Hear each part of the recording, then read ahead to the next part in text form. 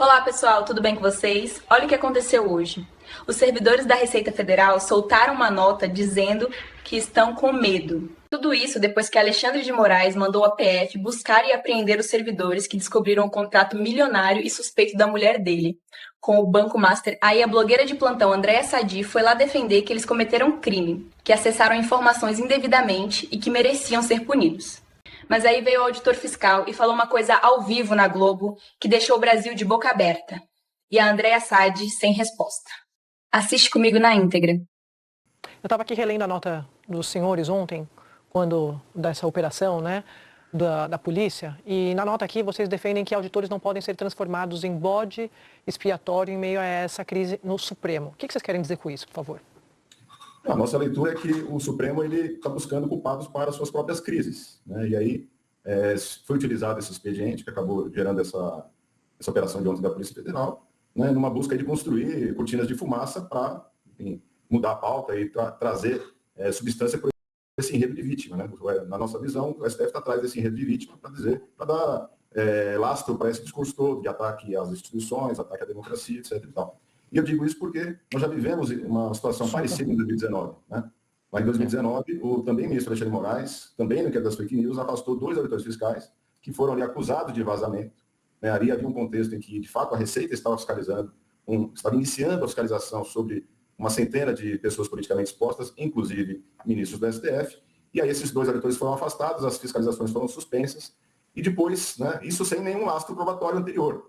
Porque é isso que nos preocupa, né? Antes de saber se alguém teve culpa ou não, a nossa defesa é do devido processo legal. Né? A gente já viu medidas cautelares serem aplicadas no curso do processo, né? Quando um réu foge, aí tem a tornozeleira, enfim, mas uma situação como a de ontem, onde medidas cautelares gravosas foram aplicadas sem nenhum processo anterior, é uma situação completamente inusitada. Né? Então, nós já sofremos isso lá em 2019 e agora estamos vendo esse mesmo cenário se repetir.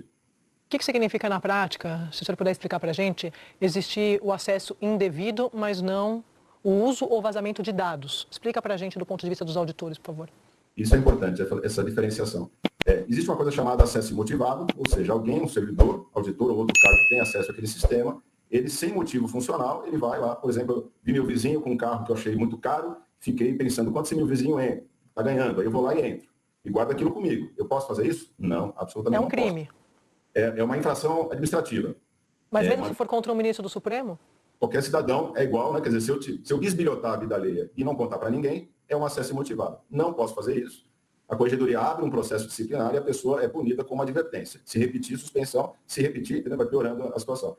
Mas é quilômetros de distância do vazamento. O vazamento, sim, ele pode gerar demissão, ele pode, inclusive, configurar crime, porque o vazamento também pode ser culposo ou doloso. Né? Então, tem toda uma distância gigante. Né? Que no caso concreto, eu ia perguntar o que o senhor já sabe sobre esses 4 Exatamente. auditores em questão. O que eles disseram? Eles já prestaram depoimento à polícia. O que eles disseram? Algum deles admite que entrou, que levantou dados sigilosos dos ministros? E quais ministros?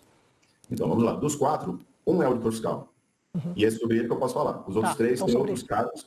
E assim, vale a pena também tentar entender o que aconteceu. Porque, veja, esses outros cargos, eles têm acessos muito mais simples em termos de informação. Né? Esse que está mais... Eu tenho acompanhado pela imprensa, que é do Rio de Janeiro, que é uma pessoa do Serpro, que trabalha no atendimento, certo? Então, uma pessoa que trabalha lá no atendimento, ela não tem os acessos, não deve ter, tá? Em tese, não deve ter acesso a sistemas que levariam esses vazamentos de informações que supostamente ocorreram, que estão sendo avaliados. Lembra que lá em 2010 aconteceu com a filha do José Serra. Era também um funcionário do Serpro que estava vendendo declaração de imposto de renda. Eu quero crer que não é possível que depois de 16 anos a administração da Receita vai passar por um vexame de ter uma repetição disso. Eu quero crer que não tenha acontecido isso, porque hoje a Receita tem controles. Quando aparece e alguém vai acessar uma pessoa politicamente exposta, e aí sim, André, tem uma diferença que para nós é um pouco estranha, mas todo contribuinte tem direito ao seu sigilo fiscal, não só as autoridades. Mas a Receita tem um sistema em que determinados CPFs, se acessados, aparece um aviso para quem está acessando, é enviada uma mensagem para o chefe dele, e depende do caso, pode ser enviada uma mensagem para os órgãos centrais. Tá? Vamos dizer assim, olhando com bons olhos, não é para proteger essas pessoas, é para proteger o próprio órgão de escândalo. Mas o que esse auditor falou, que o senhor falou? Esse auditor, que é lá do interior de São Paulo, ele falou sim, ele foi ouvido não pela Polícia Federal, ele foi ouvido pela administração da Receita, né, que ele teria feito um acesso em meados de novembro do ano passado, né, e ele de fato lembrou, né, foi dizer, olha, você justifique por que você fez acesso a essa pessoa, que era uma parente do ministro Gilmar Mendes.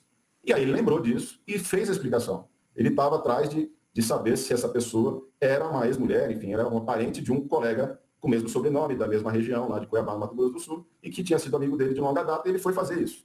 Quer dizer, pode fazer? Não, não pode. Então ele confirmou, o auditor confirmou que acessou dados sigilosos da ex-mulher do ministro Gilmar Mendes, parente do ministro Gilmar. Acho que de uma enteada, né? Uma enteada. Isso. Uma enteada. Agora, o que é acessar os dados? A Receita sabe exatamente o que eu olhei, que tela que eu olhei, se é só aquela telinha inicial que vem o CPF, endereço, data de aniversário, nome da mãe, sabe se eu avancei, se eu olhei, se eu entrei na declaração de imposto de renda ou não, se eu imprimi, se eu dei um print de Mas o que ele acessou, então? Foram dados do imposto de renda dela? O que ele acessou? Não acessou. Ele estava atrás de saber se era a ex-esposa, ou seja, só ficou naquela telinha inicial de vínculo de parente. Entendeu? E isso, André, é de uma declaração de 2008. Ou seja, quem é que vai querer pegar dados de alguém de 2008 para vazar hoje? E outra pergunta, há vazamentos dessa pessoa, supostamente?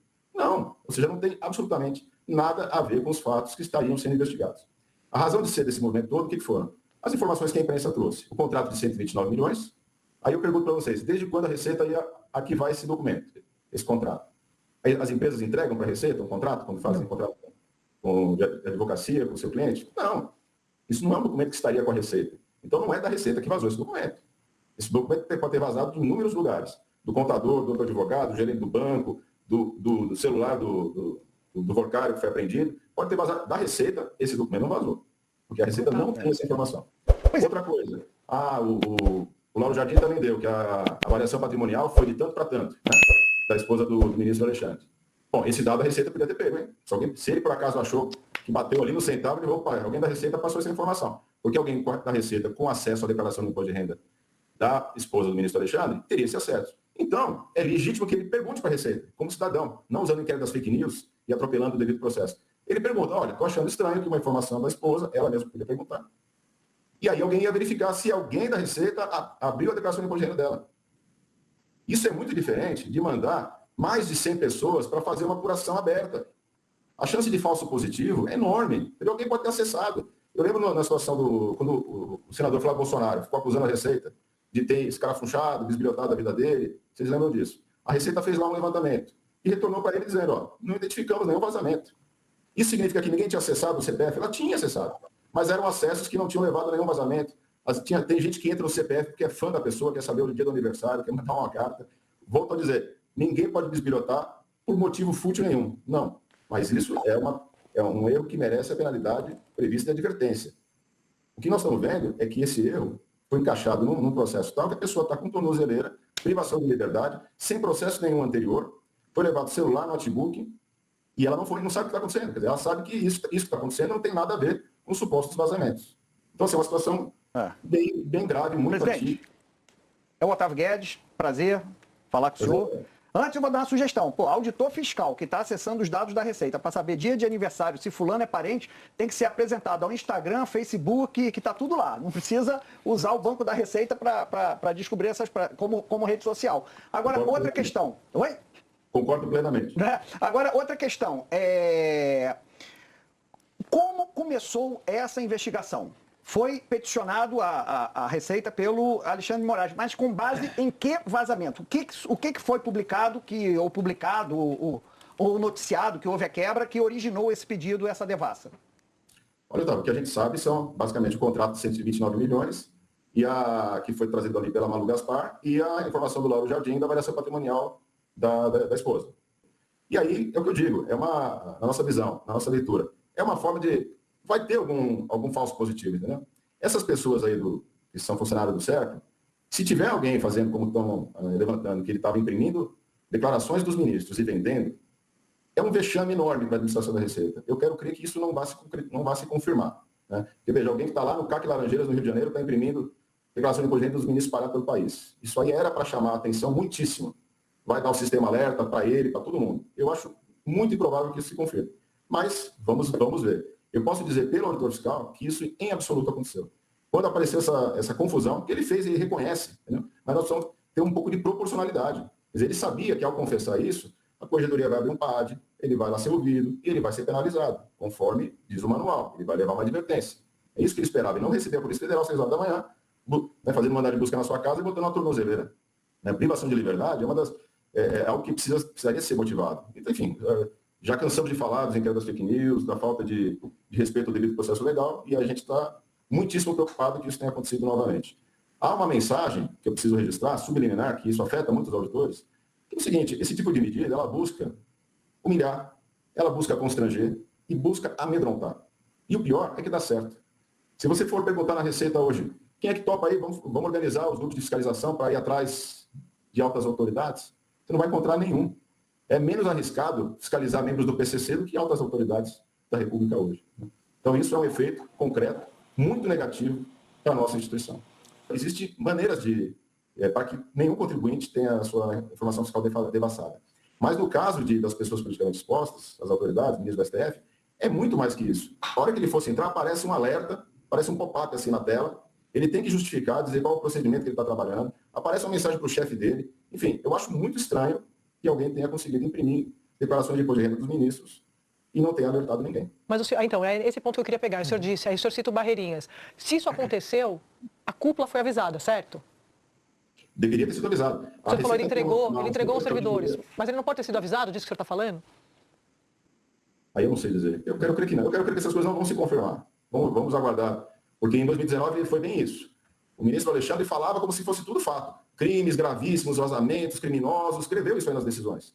2 meses depois, os auditores estavam todos reintegrados, porque não havia nada daquilo. Eles foram acusados do que na época? Você pode explicar para o assinante, para relembrar? Eles foram acusados de terem vazado informações do ministro Gilmar Mendes, né, na época. E aí a revista Veja deu isso, o ministro Gilmar ficou muito ofendido, e aí, enfim, aí o inquérito das fake news ainda era recente na época. Uhum. Havia de fato uma fiscalização dele. Ali foi uma situação um pouquinho diferente, com semelhanças e distinções. Havia ali uma fiscalização da Receita sobre 133 pessoas, dentre elas ministros e familiares, e houve ali também a intenção de aproveitar esse pseudo-vazamento para suspender tudo. Tá? Os auditores foram reintegrados 2 meses depois, mas as fiscalizações nunca mais aconteceram. E o efeito disso, concreto, é que na Receita ninguém vai ter coragem de mexer com isso, né? Porque é muito arriscado, como eu disse. Vamos investigar, vamos fiscalizar o PCC, é menos arriscado, né? Porque a mensagem é essa. Não fuça nisso aí que vai ter pancada. Essa fala do senhor não chamou muita atenção, né? É mais arriscado investigar altas figuras da República Brasileira do que os criminosos do PCC. Eu anotei essa frase aqui. Ou seja, há uma inibição dos profissionais de cumprir o que a Constituição diz, de que todos são iguais perante a lei. Pelo que eu estou entendendo, nem todos são iguais perante a lei. Alguns são intocáveis. Não, sem dúvida. Alguém consegue dar uma explicação para essa desproporcionalidade entre a acusação e essas medidas cautelares? Né? Eu fiz direito lá na Lago São Francisco, no mesmo lugar de alguns ministros, e não é isso que a gente aprendia. Né? O direito que a gente aprendeu tinha o princípio da proporcionalidade. Né? Então, ninguém tentou fugir, ninguém tinha nem processo aberto. Então, realmente, é para intimidar. O senhor está falando mais pelo auditor, né? Como o senhor disse aqui, porque a informação que o senhor teve, de quem o senhor teve acesso desse depoimento. Nós não sabemos o que os outros servidores falaram, se admitiram. Por isso que eu fiz essa pergunta. Mas o senhor explicou, né?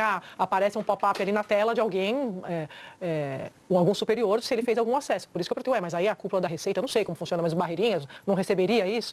O senhor falou, eu creio que isso não aconteceu, mas nós não sabemos. Então nós estamos aqui também, né, com esses desdobramentos, para tentar entender um pouco mais dessa investigação toda que está em curso e com base no que nós já sabemos, como o senhor acabou de contar. Esse episódio de 2019, o auditor admitindo ali que acessou dados de parentes do ministro Gilmar, o senhor negando o vazamento, né, doutor Kleber, se tiver alguma incorreção na minha fala, o senhor, por favor, me interrompa. Mas para explicar para o assinante que está chegando agora aqui.